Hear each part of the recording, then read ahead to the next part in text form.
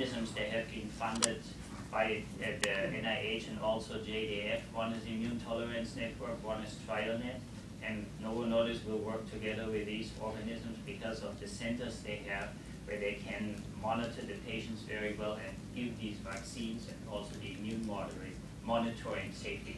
So it will probably happen in several big cities. It can happen in LA, it can happen out in Washington, Miami, and many other centers. It will probably be a nationwide trial like the other trials where then everybody can participate who qualifies for the inclusion criteria.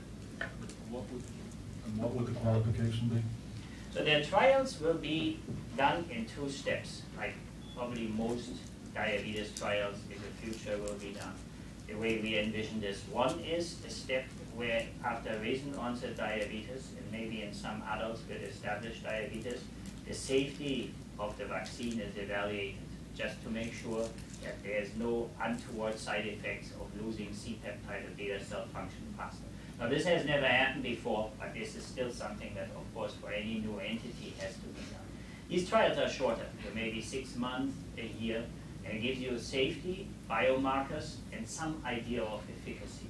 But now, because of these interventions working mostly in prevention already in the animal studies, then the actual real value of these therapies will lie in 2 areas. One is for patients who just are on the cusp of developing diabetes but not diabetic yet, which can be screened by antibodies and genetics.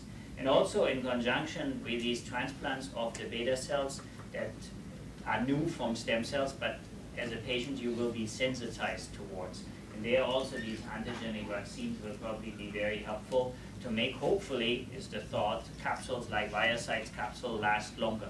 You can imagine in this type of approach, if you get a capsule and it's gone after 2 months, nobody's going to bother for this implant. If the capsule lasts 1 or 2 years, it becomes pretty interesting because you're going to have some insulin substitution at least for this amount of time. So that's how that's going to go at the present stage of time. If you just do general prevention and you don't get it right with biomarkers in your dose, you look at the 10-year trial, bringing all the people, spending some $50 million, and if you didn't quite have it right, only 10 years later you learn what you got wrong.